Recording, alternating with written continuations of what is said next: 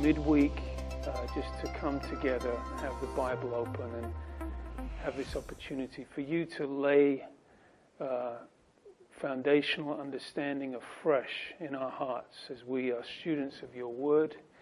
We consider this incredible history bringing about your purpose through the Jewish people, bringing your promises and the Messiah and the fruition of your plan. And we pray you'd bless our time together and give us understanding, cohesive understanding of the Scriptures together. We pray in Jesus' name, amen. Amen. Okay, we'll start with a review. We've, of course, we had 2 classes in Kings. I think we had 2 classes in Kings. So some were not here, so we'll do a quick review of that. Remember, of course, Kings, originally one book in the Hebrew Bible, 1st and 2nd Kings in ours, are among the historical section.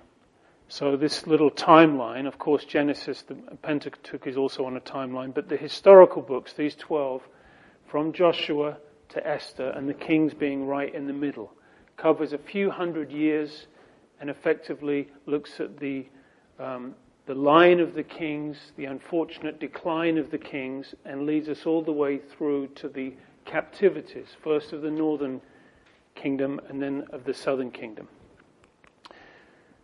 So we remember we started in the book of Samuel. We had Saul's reign. In 2 Samuel we had David's reign.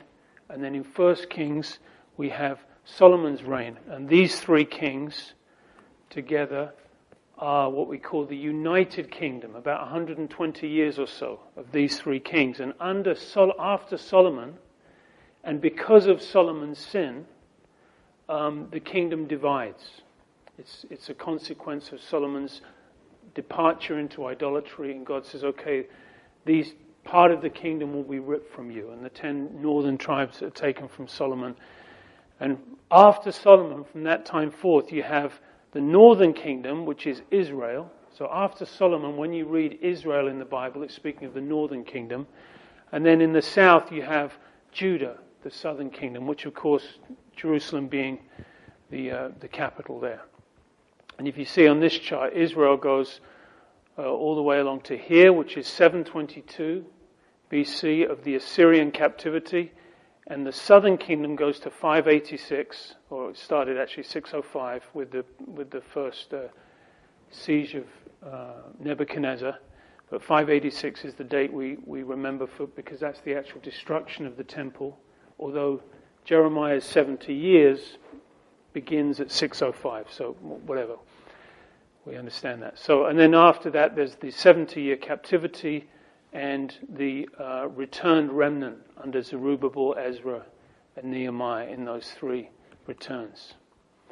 And there's a map there showing us the divided kingdom, the northern kingdom under Jeroboam, the southern kingdom under Solomon's son Rehoboam. And if we wanted to do an outline of the kings, both books of Kings, we would see chapters 1 to 11 cover the United Kingdom. Particularly the United Kingdom, not our United Kingdom, but the United Kingdom of Israel, particularly under Solomon in the book of Kings. And then from chapter 12 to 17, we have the divided kingdom, right? That's from that point on, after Solomon's son Rehoboam, we have the 2 kingdoms. And then in 2 Kings 17 is when the northern kingdom is scattered under the Assyrian with the inception of the Assyrian Empire and besieging Samaria, etc. So there you have the divided kingdom, the 2 kingdoms in here. And then lastly, from 2 Kings 18 to the end of the book of 2 Kings, you have the surviving kingdom, namely Judah, the southern kingdom. It outlasted the north by about 150 years. So some of the contrasts we made when you look at the beginning of 1 Kings and the end of 2 Kings, there's some very sad conclusions, and it helps us see where Kings is taking us. It begins with David and it ends with the king of Babylon. You know, when you turn to the end of the book and you find out what happened, it's not a good ending, the book of 2 Kings. It starts with Solomon's glory and ends with Jehoiachin's shame, one of the last kings, his shame of captivity. We see the blessings of obedience in the beginning contrasted with the consequences of disobedience in the end. 1 Kings opening with the building of the temple. We think of those chapters under Solomon, chapter 5, 6, 7, 8, the glorious temple being built, the dedication of the temple, and then it closes in 2 Kings with the temple being destroyed. This is where Jeremiah the prophet is sitting on the hills of Jerusalem and he's weeping, writing lamentations. Can't believe what he is seeing. And then of course in 1 Kings, Elijah is introduced. In 2 Kings, Elisha introduced. Prophets who are brought onto the scene because of incredible apostasy that's taking place in those particular seasons. So the long suffering of the Lord after hundreds of years and faithfully sending prophets to warn the kings and the people, finally in the end does conclude with the captivities and the judgment. So that was just a chart we handed out. Again, 1 Kings, we start with Solomon's glory. We see the decline in the middle, particularly Solomon's personal downfall and the consequences of that in chapter 11. And then the division of the kingdom. Remember Solomon's son Rehoboam and how he handles that situation helps fulfill what God had predicted would happen, the tearing or the division of the kingdom. Adonijah makes a play for the throne in chapter 1, but very quickly, in chapter 2, we see Solomon, of course, does take the throne. He becomes the king. He sorts out his administration. We see God blessing him, answering his prayer for wisdom, the kingdom expanding, him getting taxes and tribute and gifts and acquiring great wealth, and he's being known all throughout the world, the known world at that time. And in chapter 3 we see the seeds of defeat. We see first of all that there are marriage alliances taking place, and those alliances are also often done with a marriage. So he was marrying, for example, Pharaoh's daughter, which helped seal the alliance, but also involved his wife bringing her idols and her gods, etc., which effectively got hold of Solomon's heart, and the kingdom fell from within, if you like, from the heart out eventually. Solomon's heart was turned, which was one of the warnings. God said, don't multiply your wives. If you do, surely, uses the word, surely your heart will be turned away from me. And of course that's what happened. So Solomon's sorting out his administration and his kingdom. He builds the temple, though the desire was in David's heart. Nathan said, no, your son will build the temple. And that was Solomon. And we remember the underlining of the Davidic covenant in 2 Samuel 7, where God promised David that the right to rule will be with your descendants forever. And in that Davidic covenant was the promise that there would always be a place for a king of Judah on the rightful throne, and all the way to the coming of the Messiah, which is why Jesus was often referred to as the Son of David, because it was a messianic title. They understood that because of the Davidic covenant, the Messiah will be in the line of David. So, if you like, without knowing the end, if you were reading the chronological line of the southern kingdom, you know it's not, the dynasty is not going to change, that line's not going to come to an end, because we know it would follow through according to the covenant. God will be faithful to it. So the dedication of the temple is in chapter 8. And then all through these chapters, God is giving Solomon warnings. In fact, 4 warnings, 2 of which the Lord appears to him personally. And in chapter 9 we see there's Solomon's temple overlaid with gold all through. And in chapter 9 we see God warning Solomon again. This will be his second and last warning before Solomon's actual fall. And then the Queen of Sheba is an example of one who came from afar to hear of Solomon's wisdom. She's one, of course, Jesus in the New Testament refers to as someone who came because of what she heard and became a believer, as far as we can understand. Her heart was overwhelmed and she gave in, if you like, and became a believer. And then here we hit chapter 11. This is Solomon's downfall. It's incredible when you look at it in the scope of the book. Solomon seemingly doing so well. And the kingdom is established. There is the wealth and the authority and gold. And all of a sudden you hit chapter 11 and it is a sudden, shocking fall. How great the fall is. Part of the problem was that back in Deuteronomy 17, 3 things that were told, they said a king should not multiply, were gold, horses and wives. And we know that Solomon amassed all of those to an incredible degree.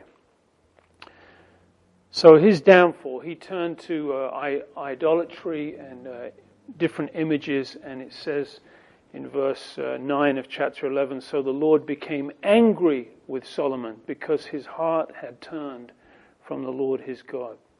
And the consequences of that, which we read in verse 11, I will rend or rip the kingdom from you and give it to your servant. But remember, the servant spoken of here is Jeroboam, who is one of Solomon's leaders over the construction of the temple and the other buildings. Jeroboam was a servant of Solomon who saw firsthand the hard labor of the people, the dissatisfaction of the people, the hard hand of Solomon. And this was the servant that the Lord is speaking of. But he says, I will not do it in your days for the sake of your father David, but in the days of your son. So Solomon lived out his life with over all of the kingdoms. It was in his son's time, Rehoboam, that the kingdom is divided. And this was according to the prophecy of Ahijah. Maybe we have that. Yeah, Ahijah's prophecy of the garment. He rips it into 12 pieces. He gives 10 pieces to Jeroboam and says, you will rule over these tribes. There's also an amazing opportunity given to Jeroboam, saying, if you honor me, Jeroboam, I will honor you. I will give you Israel, and you will be a king that I will honor. It's an incredible promise when we see the rest of the history, because Jeroboam became known to be the king who caused Israel to sin. 24 times it's used of that. Jeroboam, and then his little title, the king who caused Israel to sin. He turned to incredible idolatry and rebellion to God. And of course we know one way that he tried to kingdom divided there in chapter 12. And here's the sins of Jeroboam. Let's just go to this diagram. The main thing that he did, aside from all of the idolatry, is he set up 2 golden calves. Looking back to Exodus 32, Exodus 32, wherever it is, where the golden calf of Aaron was made, before Moses even got off the mount with the commandments, one of which says, you will have no other gods before me. They're already building, they're already worshipping an idol. Incredible. And Jeroboam says, I'll double that. 2 golden calves, and the purpose was one in the northern part of the kingdom and one in the southern part of his kingdom, Israel, because any Jews that will be tempted to go to Jerusalem to worship in the temple would now find a more convenient way of worshipping on the way, and they could worship one of the golden calves. So this was an incredible sin that God makes reference to all the way through, the sin of Jeroboam, who caused Israel to sin. So the kingdom splits. We refer to that as great chapters of instruction. How to lose a kingdom, or for a pastor, how to cause trouble in a church or split a church. You read 1 Kings chapter 11 and 12. There was such pride and foolishness involved in there with Rehoboam. But nevertheless, it was of the Lord. It was consequential and it was of the Lord. And from this point on, the kings of the north and the kings of the south are measured, if you like, with a measuring stick according to Jeroboam and according to David. will say, this king walked in the ways of his father Jeroboam, who caused Israel to sin. Or this king walked in the ways of David, his father. And they are like measuring sticks for the rest of the kings that follow. So interesting. So, if we move on here, the judgment that falls on Jeroboam's house is predicted in chapter 14. And Nadab, his son, will reign in his place. And in chapter 15, this is just another chart, not as good as the one you've got, but it shows, again, the northern kingdom. You'll see they're contemporary. They're overlapping all the time with kings of the north and kings of the south. And sometimes you will see, this king and this king warred all of their days. Israel and Judah at war with each other. And other times you'll see them making alliances with each other. So you'll see the relationships change as you go. But in 1 Kings you can see some of the kings introduced.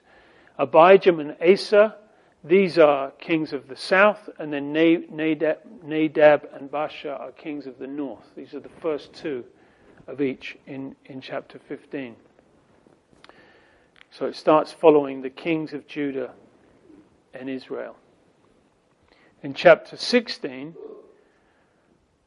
again, you'll see here are the next four kings of the north, of Israel. And because 1 Kings, and this is why when Kings was divided, it was divided in this place because Ahab would be a good place to stop or to focus on. Because Ahab is a king who has several chapters dedicated to his wonderful evil reign. And that's how 1 Kings ends, with the story of Ahab. So Elah, Zimri, Omri and Ahab there in chapter 16. And then introduced to us in the book of Kings is the ministry of Elijah. Elijah is the older one, Elisha is the younger one. And Elijah, again, is a prophet brought onto the scene, again, particularly because of the incredible apostasy, particularly under the reign of Ahab. As it says with many of the kings, particularly in the north, and he did more to provoke the Lord to anger than any king before him. Because they were getting worse and worse and worse. It was like a spiral, an incredible decline, all the way to their inevitable captivity. And Ahab, to this point, just took it to another level. He had help, of course, with his not so carefully chosen wife Jezebel, who had a great influence on him and their sons. But Elijah, therefore, of course, there are many prophets, some of which have books in our Bible, but Elijah and Elisha don't have books, but they had a very unique ministry. Many, many miracles, which the other prophets can't all lay claim to, and a very powerful effect, often face-to-face with the kings in question, like Elijah and Ahab face-to-face, but raised up for a certain time, for a certain purpose, to confront an unbelievable expression of evil and apostasy in the kingdom at that time. So in chapter 17, we're about up to date now, chapter 17, Elijah gives the prophecy of there being no food for a certain amount of years, only at my word. And God tells him to go to a little brook. God provides for Elisha water from the brook, and the ravens would feed him there. And after some time, he's moved to the widow, and the widow is to provide for him. And he says, "Oh, can you prepare me some food?" She says, "Oh, I don't have any. I have just enough to make the last meal for my son and I, and then we're going to die. So we can't feed you." He says, "Listen, feed me first." And there's a real faith test there. He says, "Make for me first, and then yourselves." And it says her household ate for many days, and the flour and the oil did not run dry. They're there in the middle of chapter 17. The widow's son dies, and through Elijah the child is revived again. So these are incredible miracles we see at the hands of Elijah. Perhaps one of the most well-known chapters on Elijah is chapter 18, where he confronts the prophets of Baal. And let's see here. Yeah, let's jump down to Mount Carmel, which is where it happens. Elijah has all of the people gathered there in the valley by Mount Carmel, and he asks all of the prophets of Baal, 450 of them, and also 400 prophets of Ashtoreth or whatever it is. So 850 prophets in total, but 450 of the prophet of Baal. And he says, make an altar, cut up the bull on the altar, don't put fire underneath it, and then call on the name of your God. And whichever God brings fire down, that is the Lord, that's God. And they say, okay, let's do it. So there are more of them. He said, you go first. They build the altar, and they're crying out on God, and Elijah is mocking them. He says, oh, maybe your God is sleeping, or he's gone on holiday. Maybe you need to wake him up. Maybe he's busy. And he's mocking them from the sidelines. They're getting more angry. They begin to cut themselves, and blood is gushing out. And all of these things trying to evoke an answer from their God that never comes. And then it's Elijah's turn. He builds the altar, 12 stones representing the tribes, makes a trench around the altar, and he says, fill 4 water pots with water. And they pour it on the sacrifice. It floods over the altar and fills the trench that he dug around the outside. He asks them to do that 3 times. And then his prayer in chapter 18, verse 36, Lord God of Abraham, Isaac, and Israel, let it be known this day that you are God in Israel, and I am your servant. I have done all these things at your word. Hear me, O God, that this people may know you are the Lord God, and you have turned their hearts back to you again. That's his prayer. Very short compared to the hours of screaming and chanting and leaping around of the other prophets. And heaven opens and God answers the prayer, and there is fire from heaven. It licks up all of the water and the sacrifices and the rocks, and everything is consumed. So that there is no question that as the people are watching and they see the prophets of Baal and they see Elijah the prophet, they realize, oh, this is the true God. This is the Lord. And then Elijah kills all of the prophets in response to this. And the drought comes to an end. That would have been a further confirmation to the people. Not only the fire from heaven, but the drought that had been continuing finally comes to an end. Chapter 19 is almost a humorous contrast to what we just saw in chapter 18. Elijah so boldly confronting all of these prophets and standing before all the people. He gets an email from Jezebel, who says, I'm coming after you. And you are going to be just like those prophets tomorrow, so enjoy today. And he gets all shaken up about it and heads for the hills. He is so fearful. And he even gets to the point where he says, okay, God, can you take my life? Because if you don't, Jezebel's going to take it. I'd rather you do it. And God is, so Elijah's in a cave and God meets him there. And of course, this is the still small voice, where God's voice was not in the fire or the wind, but then there's a still small voice Elijah hears, and what does the voice say? What are you doing here, Elijah? What is going on? And Elijah complains and says, they're hunting for my life, and I'm the only prophet left. I'm the only one who hasn't bowed the knee to Baal. And God says, hold on. There are 7,000 that I have that have not bowed the knee. And this is another example always of a remnant principle running through the scriptures. Even in incredible idolatry, times of incredible apostasy, even under the reign of Ahab, 7,000 there were who were still worshippers of the true God. And then he sends Elijah on a mission. He tells him to do 3 things. He wants him to anoint Hazael, who will be the king of Syria. He wants him to anoint Jehu, who will be the king of Israel. And actually Jehu will be used to judge the house of Ahab. And then I want you to anoint Elisha, who who will be your own successor. So a king of Syria, the next king of Israel, and the next prophet that will reign after you. And these three men combined, God uses them as instruments to bring Baal worship to an end. Very significant. You see at the end of chapter 19, Elisha is plowing the field with the oxen, and Elijah comes by, throws his mantle on him, which is symbolic of him being the successor. And Elisha immediately takes the oxen of the cart, makes an altar, offers the oxen, and says farewell to his family and follows Elijah, who is an incredible character in the scriptures himself. Elisha, he will lead the school of the prophets. He will do actually twice as many miracles as Elijah did, and actually does more miracles, performs more miracles in the scriptures than anyone but the Lord in the New Testament.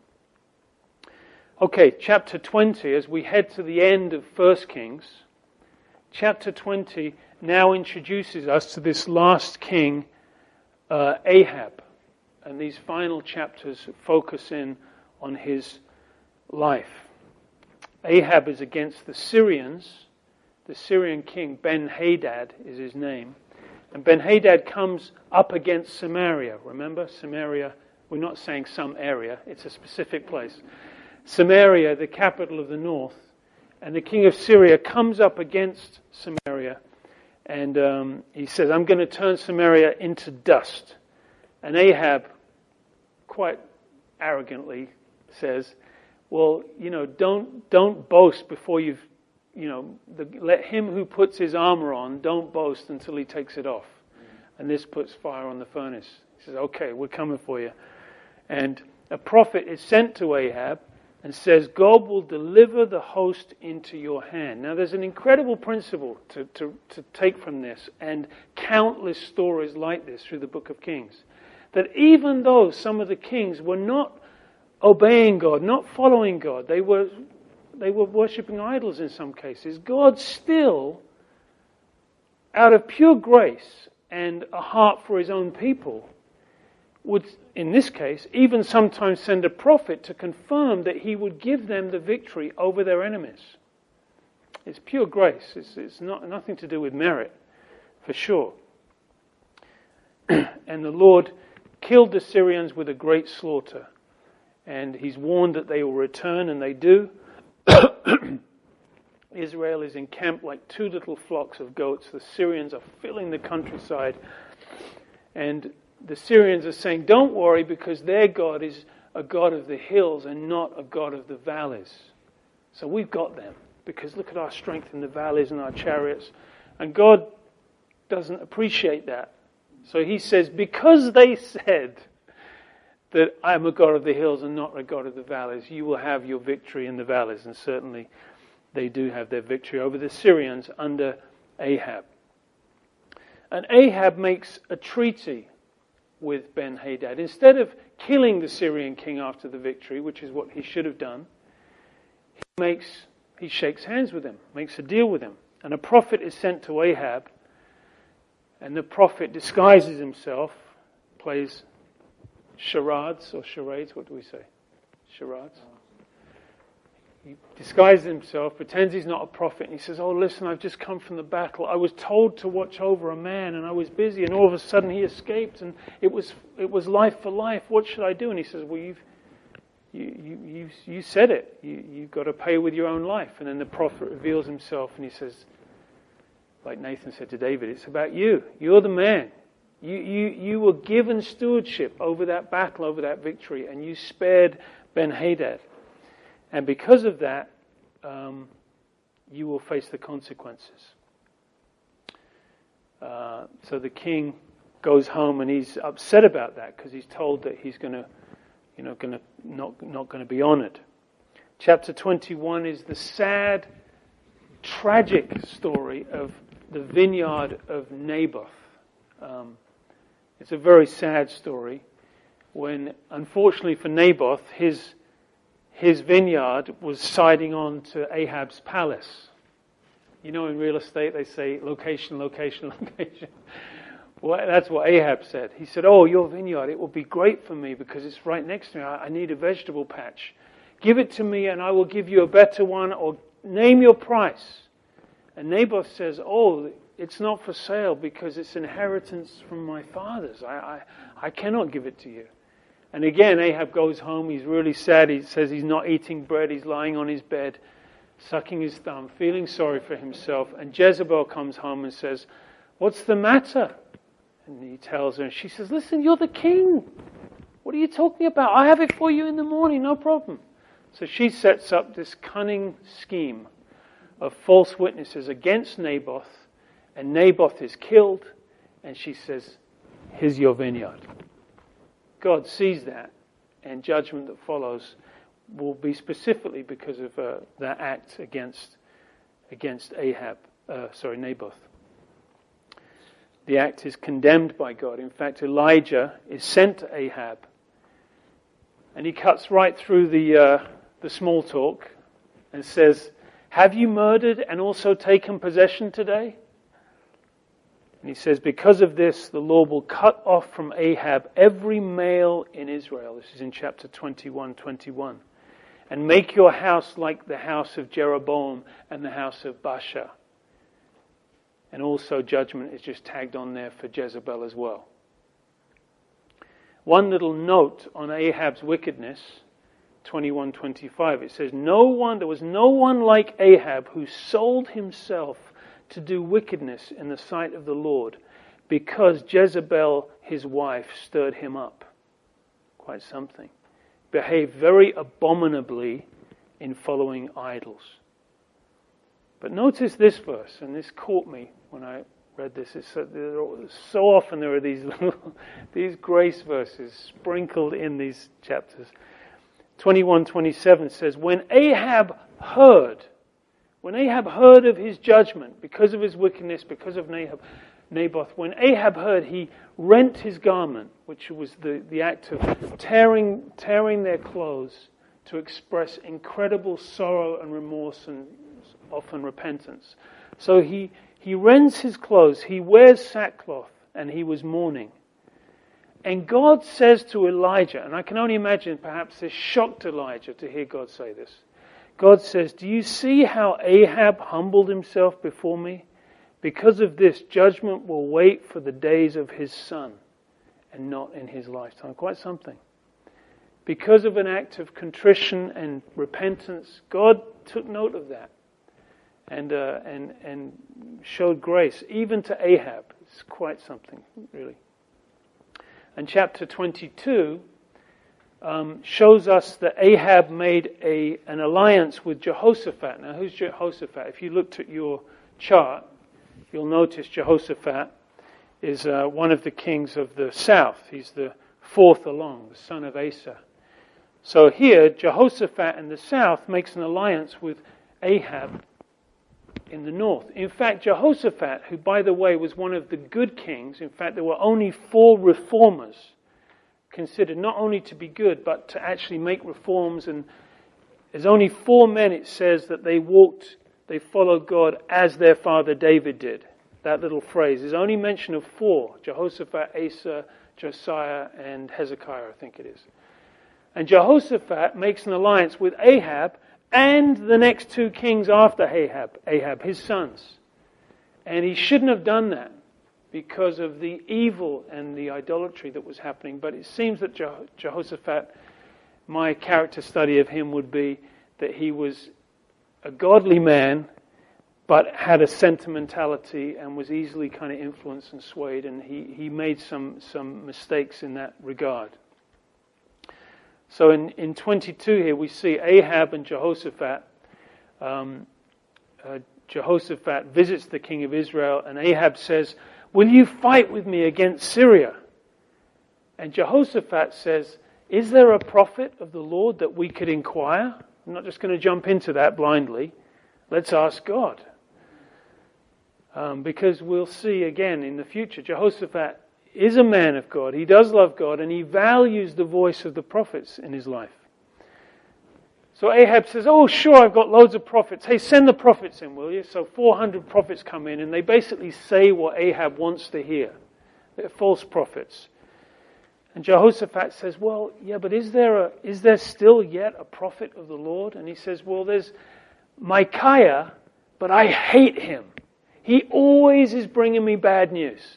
Jehoshaphat says, oh, don't say that. Please don't say that. Let's hear him.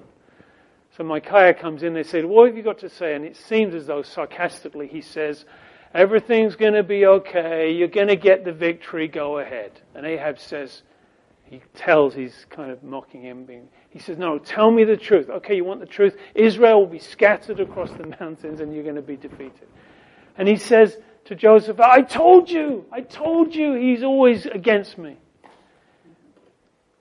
Micaiah was instructed before he went in, when you go in, just say the same as the other prophets, will you? Can you make it easy? And Micaiah says, I will only say what the Lord instructs me to say. There's a lot of Christianity today that maybe would like a certain message only, one that perhaps doesn't offend or doesn't lead someone to the cross or give you the accountability of your discipleship. But we don't want to compromise the message, but preach all of the gospel, that we'll walk before the Lord and be good stewards. Paul said in Acts 20:27, I preached to you the whole counsel of God throughout his years and over his ministry. So, Ahab then dies in battle. Ahab, right to the end, trying to preserve his life. He decides, I will not go into battle dressed in my royal robes as a king. I'll let Jehoshaphat do that, but I will go in disguise. So first of all, the enemy thinks Jehoshaphat is the king of Israel. Oh, and they chase after him. They realize, no, that's the king of Judah. Where's Ahab? Ahab's in disguise. And then it says, randomly, a man pulled back the bow and he let fire the arrow. And it went through the chink in Ahab's armor.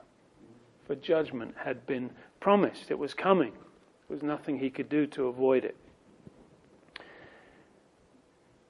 And then at the end of, the end of chapter 22, it has some words about Jehoshaphat and his reign. It often tells us, when it introduces the next king, it tells us the age he was when he came to the throne, how long he reigned for, who his father was, etc. And it tells us at the end of 22, this is the end of, right at the end of the end of 1 Kings, chapter 22. It tells us that Jehoshaphat walked in all the ways of his father Asa. And again, Asa was one of the good kings. It says he did not turn aside from doing them. He did what was right in the eyes of the Lord. Nevertheless, and again this is a common echo, he did this, what was right. He walked in the ways of the Lord. Nevertheless, a little exception clause. Nevertheless, the high places were not taken away. Remember with Solomon? They were offering burnt offerings and worshipping the Lord, but they were doing it at the high places. And the high places were the places where they would worship the pagan gods. And you say, well, they're worshipping the Lord. Yes, but the high places were designed to worship the idols, and it's kind of like making a provision. It's making it one step closer to fall back into idolatry. You should tear down, get rid of the high places, and let's have our worship back centered in the temple. So many of these kings, they made certain steps of faith and did certain things, but they only went so far. Perhaps also that helped it was easier to fall back into idolatry for their son or the next king. Now, as we come to as we're going through the book of Kings, we come to 2 Kings now. And again, from now, or really from the middle of 1 Kings, all the way to the end, we have these two parallel lines of kings. And in this study together, if we take this away, we just understand that simple picture of the united and then the divided kingdom and the north and the south and the different kings. That's a wonderful golden key that you take away to understand the scriptures. When you read the books of Kings and Chronicles in the future and you read the king of Judah, in your mind's eye, hopefully you'll remember this chart and you'll say, oh, the kings of Judah, that's the southern kings. Or the kings of the north. You'll perhaps remember that there were 19 kings in the north and also 19 kings in the south. that there were no good kings in the north. They were all evil. There were only some good kings in the south, and out of those good kings, only 4 of them considered to be reformers. We'll remember that in the south, the line of David, the messianic line of promise, from the Davidic covenant all the way to the birth of Christ, follows the line of Judah. So these are great keys for us to remember as we go through it. And we'll see the spotlight on the king, showing some kings to be godly, some to be ungodly. Some to be bad, some to be even worse, to be evil.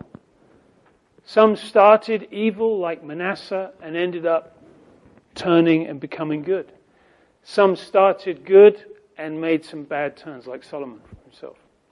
So we want to end well. However we started, we want to end well for sure. Because the kingdom, of course, and the kings, every one of them, particularly what Chronicles is captured in such a sermonic way. Every one of them is like a message that applies to our own life, our own kingdom, if you will, our own effect, our will, our influence. How we value the voice of the prophets and how we value the scriptures and the priesthood and how we desire to walk with God. Because there were divine principles that were extended to each one of these kings. If you honor me, I'll honor you, and if you don't honor me, I will not honor you. And that went as far as holding back the rain from the crops, or raising up an enemy against you on the eastern shore, or whatever. And we might not have fields of crops and enemies on the border, but there are principles in our life, I think, that directly relate to this.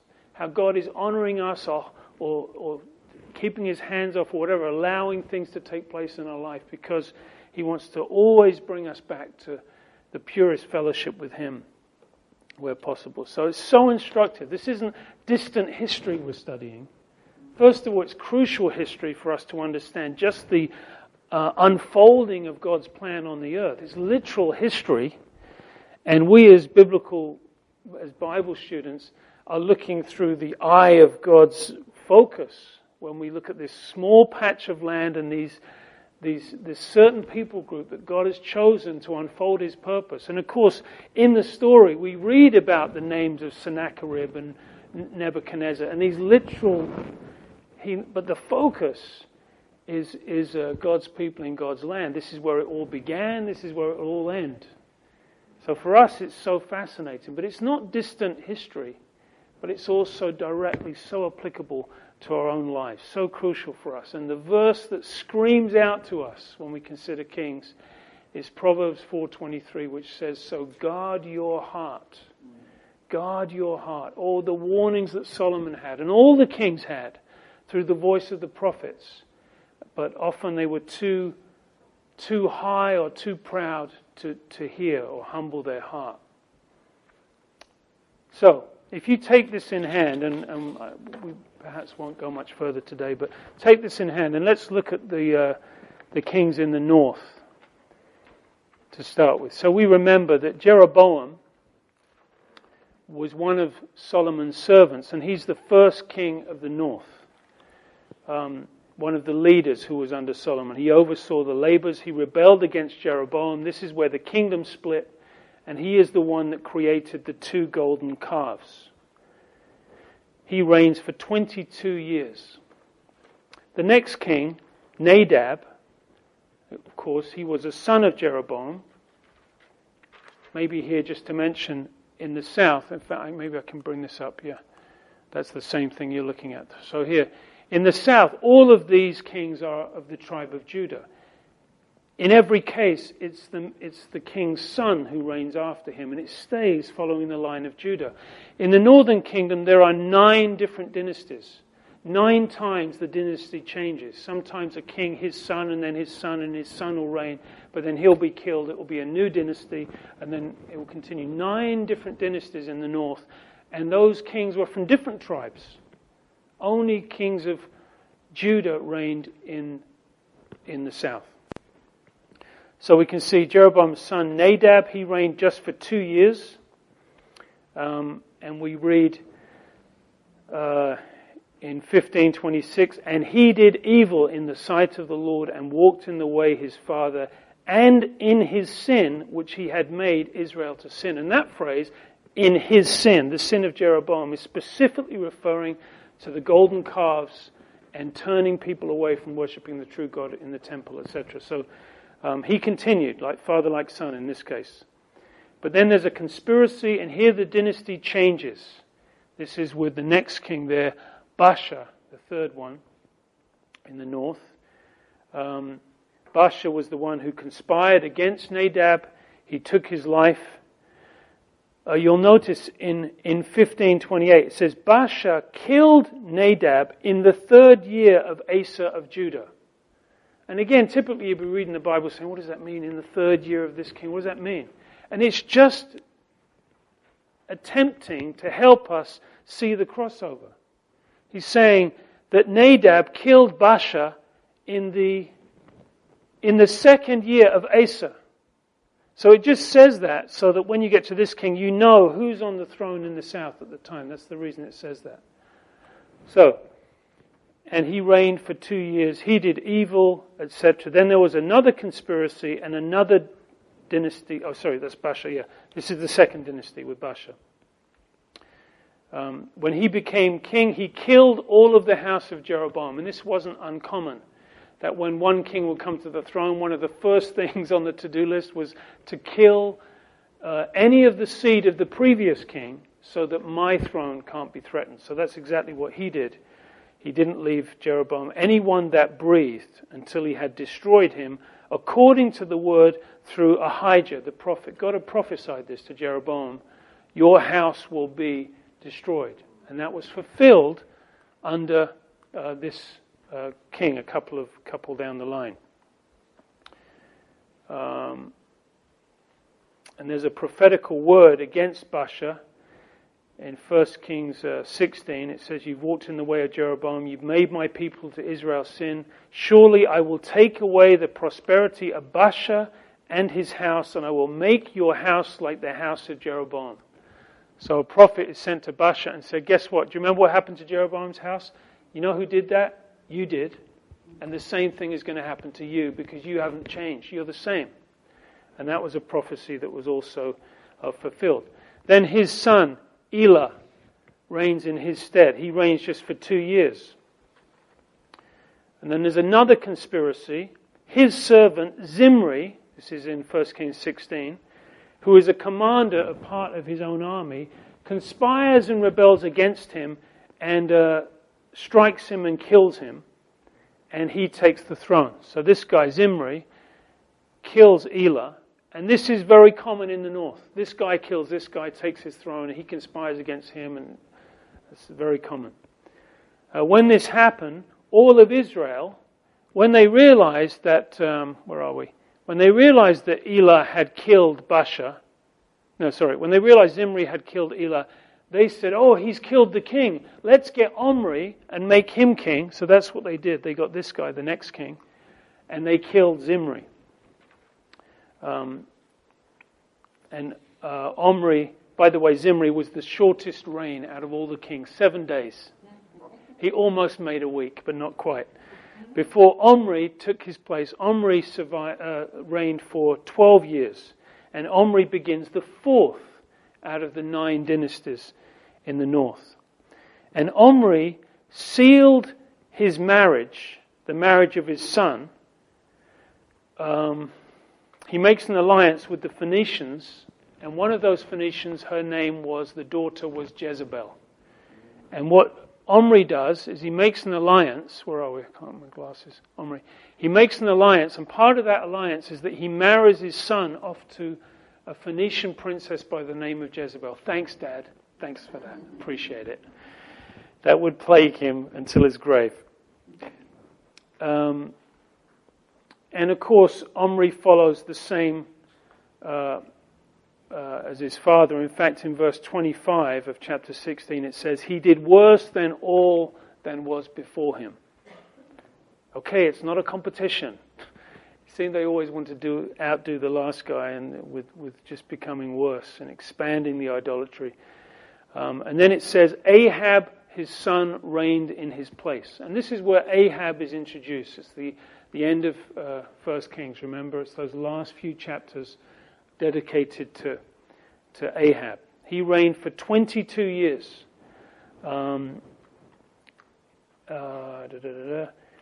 Again, it says, Ahab did more than all who were before him.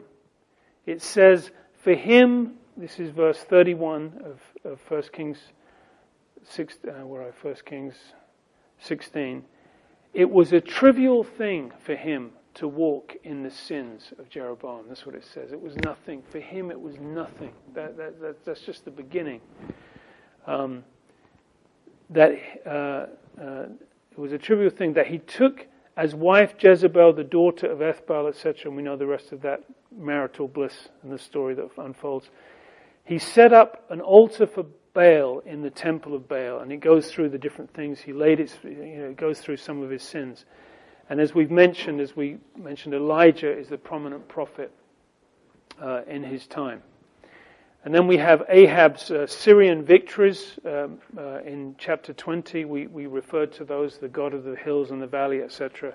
Chapter 21 covers Ahab's story of Naboth, which we've already mentioned. And then his final battle, closing 1 Kings, is again when he's in disguise on the battlefield and the arrow comes through his armor. So that finishes 1 Kings, and it takes us about halfway through the kings in the north. So we're here. So we'll finish there today with a prayer, and then any questions, feel free. So Father, thank you for this timeline, and all for the great instruction right to our hearts as we think of these men and women and people and the opportunity they had to respond to you, to walk with you, and to see your blessing on their life. And we pray you'd use this instructionally in our own hearts, in our own walk with you. In Jesus' name, amen.